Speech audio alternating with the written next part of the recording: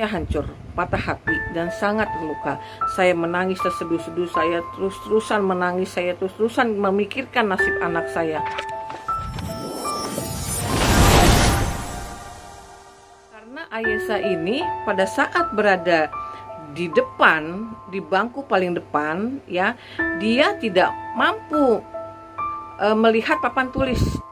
Tulisan-tulisan di papan tulis, padahal dia sudah duduk paling depan. Diperiksa, ternyata hasilnya sangat di luar dugaan, ya, bahwa si Ayesa ini memiliki mata minus tinggi di usia yang hampir 7 tahun, dan minusnya itu pun mencapai 6. Saya hancur, patah hati, dan sangat terluka. Saya menangis terseduh-seduh, saya terus-terusan menangis, saya terus-terusan memikirkan nasib anak saya. Saya khawatir apa yang akan terjadi ke depannya. Jika di usia 6 tahun saja sudah minus 6, lantas bagaimana di tahun-tahun berikutnya? Pasti bunda-bunda di sini pun akan merasakan hal yang sama. Pasti akan sangat terpukul, ya, dan tidak menerima hal itu.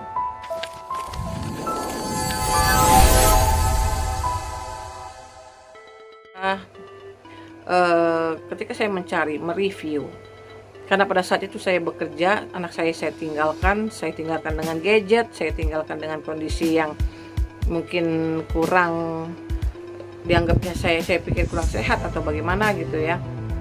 Kondisi dan lingkungannya yang kurang sehat atau bagaimana, saya terus menyalahkan diri saya.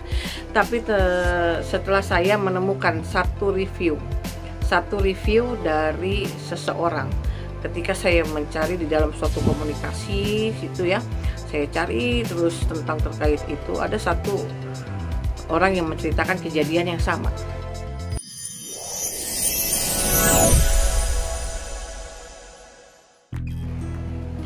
Kejadian yang sama, tiba-tiba dia mendapatkan anaknya pun minus tinggi.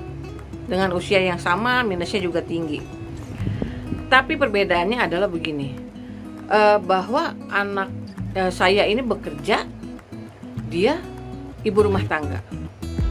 Saya menyalahkan diri saya karena saya merasa saya bekerja dan saya kurang memperhatikan anak saya.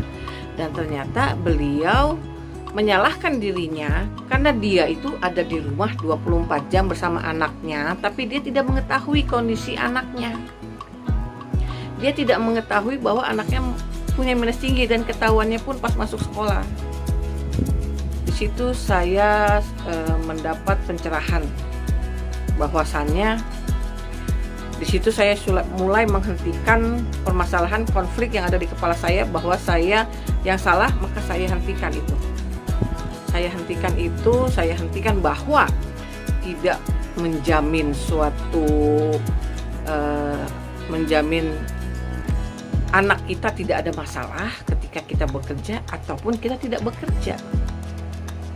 Dari situ saya mulai memutarbalikkan pola pikir saya, bahwasanya ini bukan seutuhnya kesalahan saya, dan saya harus mampu menghadapi hal itu. Yang saya putar balik itu adalah sekarang bagaimana cara untuk mencari solusi supaya mata anak saya bisa baik-baik saja.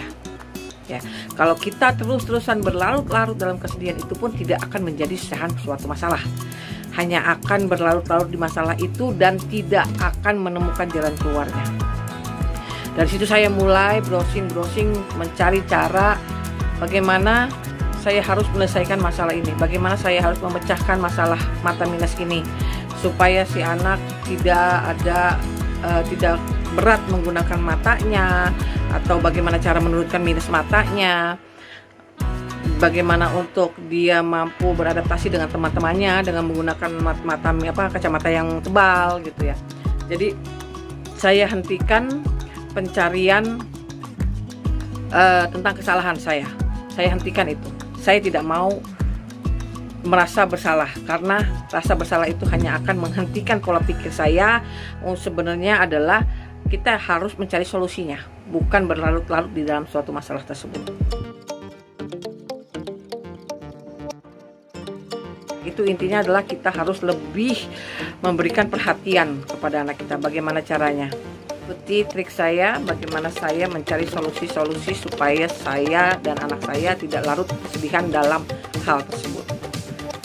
Sampai di sini, semangat Bunda, tidak ada yang pernah salah.